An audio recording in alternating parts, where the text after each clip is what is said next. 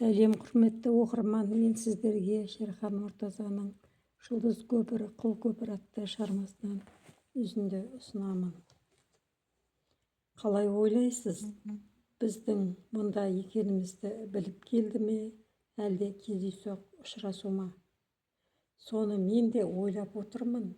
Біліп келуі де мүмкін, өйткені шынар тасалап жолдың ұрымтал жерінен күтіп тұрды ғой.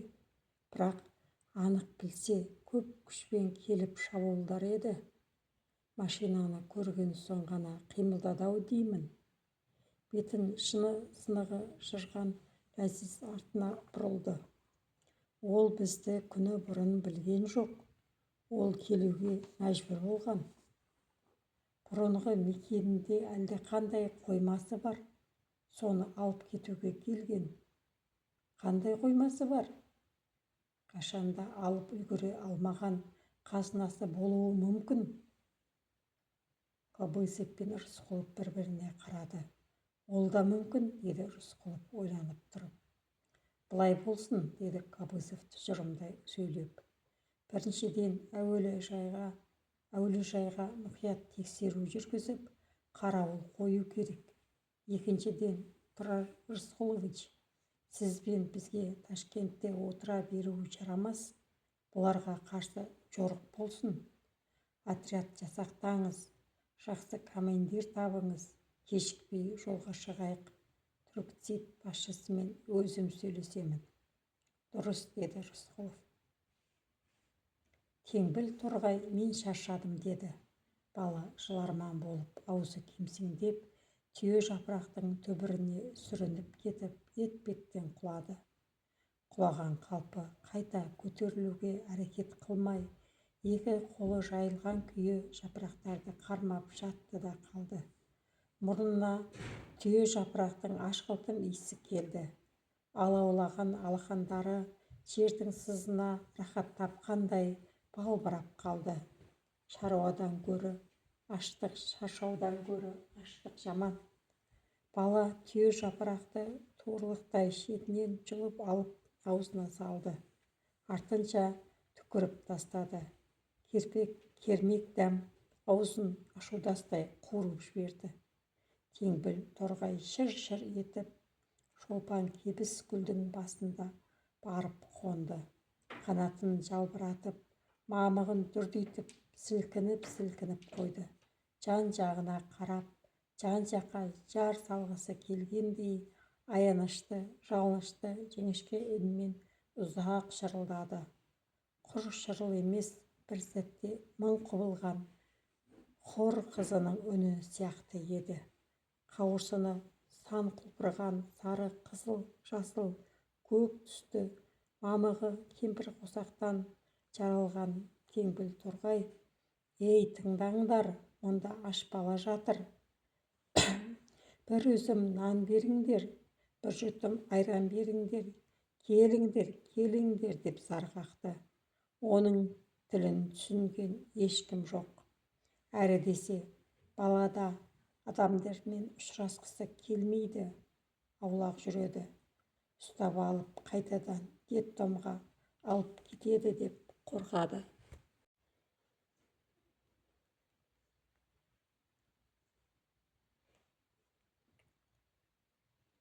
Ал мұның жұмысы қатты. Ол шешесін табуы керек. Жер бетінде не көп, адам көп екен. Ал оған ардақтысы жалғыз-ақ адам, ол анасы еді. Мына Теңбіл Торғайды оған Құдай жолықтырды. Осыдан айырылмай шешесін табу керек. Детдом шешесін тауып бере алмасы анық. Төменде шу-шу еткен дауыс естіледі. Бала басын көтеріп сол жаққа қарады. Өзеннің ар жағында жан-жағы биік дуалмен қоршалған көк шатырлы дәу үй тұр. Айналасы бұйра жасыл бау-бақша. Аула ішінде балалар шулайды. Бірін-бірі қуалап ойнайды. Біріне бірі қағазға орап топырақ лақтырып ойнайды. Қағаз ашылған кезде топырақ бұрқ ете қалады. Бір-біріне топырақ шашып ойнағандарына қарағанда Қарны тоқ болмаса да аш болмауы керек.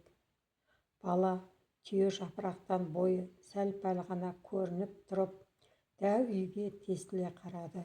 Барғысы келді. Барса қумасын біледі, бірақ қақпанға түсетінін де біледі. Оның үстіне теңбіл торғай шолпан кебіс гүлінің үстіне шоқиып отырып алғанын қойып, гүлден сәл көтеріліп, қанаты дірілдеп, шыр-шыр етіп тұрды да қойды. Бұл жүр дегені. Теңбіл торғайдың бұл тіліне бала түсінген. Дәу үйге ақтық рет бір қарады да, бірі басып, екі басып теңбіл торғайдың соңынан ере берді. Шолпан кебіс қуыс құлақ гүлдері алтындай сап-сары еді. Бала үзіп алып аузына салғысы келді. Мүмкін жеуге жарар деді. Теңбіл торғай шар ете қалды. Бала сескеніп гүлден қолын тартып алды. Бала бұл гүлдің шолпан кебіс деп аталатынын, оның қызық та қайғылы хикаясы барын білмеуші еді. Шешесін тапса айтып берер еді. Шешесі білмесе, әкесі білер еді. Шешесі айтқан әкең жақсы кісі деп, оның білмейтіні жоқ деп, шешесінің айтуынша әкесі итжеккенді де көрген. Шешесі баланың әкесін көп іздейді. Ақыры тауыпты. Енді ол екеуін бала іздеп табуы керек. Баланың бағы бар екен. Теңбіл торғай жолықты. Теңбіл торғайды әкесі мен шешесі жұмсап жіберген болу керек. Бар, арманды тауып ертіп әкел деп. Әуелі соны Рысқұловтың үйінен ертіп шыққанда осы Теңбіл торғай әкесі мен шешесінің асыранды құсы болуы мүмкін. Басқа еш жерде, ешкімде мұндай құс жоқ. Бала аштықтан басы айналып, көзі қарауытып құсқысы келді. Бірақ жұмырында құсатын ештеңе де жоқ еді. Құрғақ лоқсып зорықты да күшенгеннен көзінен жас шықты. Көзі жасаурап отырып жерде өсіп тұрған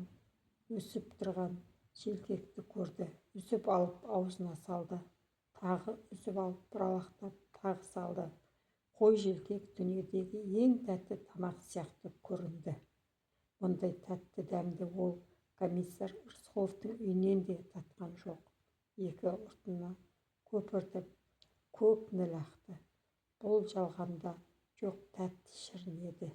Жетімді жер ананың өзі аяп, мейірімі түсіп, емшегі езіліп, емшегі иіп, көк ніл сүтін берген еді.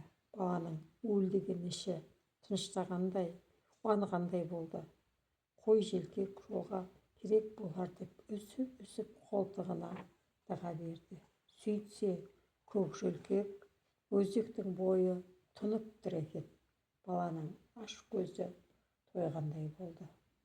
Енді бірде бала ұршық басындай аппақ қозы құйрық тауып алды. Қозы құйрық екенін бірден таныды. Өйткені өткен жылы шешесі екеуі түлкі бастан Әулие-атаға жаяу тартқан ұзақ жолда Қаратаудың жонынан осы қозы құйрықты теріп жеп жандары қалған. Қой желкектен де қозы құйрық шырын көрінді. Шикідей жесе де дәмді екен. Ақ май асағандай болды. Бұл кезде Теңбіл торғай да тамағын асырап, шеқ-шеқ ете жүріп, балық көзді дүмбіл дәнін шоқып, ебі келсе кеулі жай масайраған көбелекті қақшып жеп, өзінің тамағын өзі асырап отыр екен. Баланың әлі ақыл тоқтатпағаны, миының әлі олқы-толқы балқып тұрғаны жақсы болды. Ми піскен сайын адамда уайым сарғайта бастайды. Ақыл тоқтатқан адам кінәмшіл, насыбай шақшасы табылмай қалса да, әлдекімге, тіпті Құдайдың өзінен алып қала берсе, қатынын боқтап, жегесі тырысып отырады.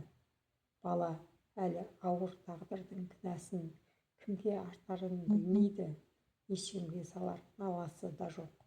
Тек өлмеу керек екенін ойлайды. ойламаса да өлмеуге тырысады. Ақылы толмаған бала өмірдің тосағын оңай көтереді, оны көбінесе ақыл емес, сезім жетелейді. Егер бала ақылға салса, Рысқұловтың қолында тұра бермес пе еді? Киімі көк, тамағы тоқ, төсегі дайын. Ақсейсеп Рысқұлов оны оқытпақшы еді. Бір-екі рет тіпті қос арғымақ шеккен былқылдақ пәуескеге де мініп жүрді. Сонда оған жұрттың бәрі қызыға, құрметпен қарады. Ақылға салса, әрине Ташкентте қалар еді. Бірақ әлі білмейдің сезім жетегі жеңген екен. Ташкенттен бірте-бірте алыстай берді. Алыстай берген сайын көз алдына бір жақсылық жарқ ете қалатындай асыға берді. Аш қарынға қарамай, кеудесін тауға сүйреп, табанына қияқтас тілімдеді. Бала қаладан ұзаған сайын жер бедері, тал-дарақ, өсімдік, қыбырлаған құрт-құмырсқа ызыңдаған ара, көк шыбын шырылдаған бозторғай, сылдырлаған шыныбұлақ, бұрыннан бір көрген оқыс оянып кетіп, ұмытып қалған түсі сияқты қала берді. Мына жасыл бұйра таулардың теріскей бетінде өзі туған ауыл барын бала білмейді. Бар шамалағаны Рысқұлов айтқан ақбас шыңдар алыстан жасыл теңіздің арғы қиырынан қылтиып көрінген ақ желкендей көлбеп қана байқалады. Кең бидайыққа малтыға бала тез шаршады.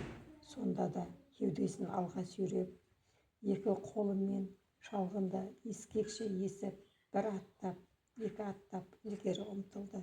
Кең бидайық баланы қанша әлсіреткенімен жұпар иісі уыз ауасын аямай күш-қуат беріп тұрғандай. Көгілдір аспан жүзінен ұлпа бұлттар сырғанап бара жатты. Теңбіл торғайдың зарына олар қарайлаған жоқ. Көгілдір аспан қарауытып жасқаншақтап, жылт-жылт етіп жұлдыздар шықты. Жұлдыздар бірте-бірте батылданып, жамырай жарқырады. Баланы сәске түсте күн сәулесі қытықтап оятты. Қалың жапырақтың саңылауынан сығалаған алтын күн сәулесі баланың көзіне шағылысып, әуелі қайда жатқанын бағдарлай алмай, аңырап, алақанымен көзін басты. Көзі қарауытқан алтын сәуле ізбайша апасының күлкісіне шашырап тұрғандай көрінді. Ізбайша апасы көп күле бермеуші еді, көп күлуге жағдайы да жоқ еді. Бірақ әлде қалай бір бақытты сәт шалықтап өтіп, күле қалған шақта оның күлкісінен маржан шашырағандай болатын. Бала, апам келіп тұрған жоқ па деп жүрегі тулай түсті. Алақаны арасынан абайлап қарап еді, күннің алтын жіптей жіңішке сәулелері жапырақтың арасына шаншылып шашыраған екен. Күн сәулесі бұл шатқалға сәске түсте ғана түсер еді. Жан-жағы аспанға шаншылып тұрған найза шыңдар болатын. Баланың жатқан жерінен қарағанда аспанның аясы шапшағын туырлықтайған екен. Найза шыңдар уық сияқты, аспан мақпал көк туырлықтай екен. Баланың әуелі байқағаны жаңғақ ағашы еді. Жалпақ-жалпақ жапырақтардың арасында көк түйнектер тұнып тұр. Қол созып біреуін жұлып алып, аузына салып басып еді, ап-ащы болып шықты. Түкіріп тастап жан-жағына қарады. Айнала жайылып кеткен жаңғақ ағаштары.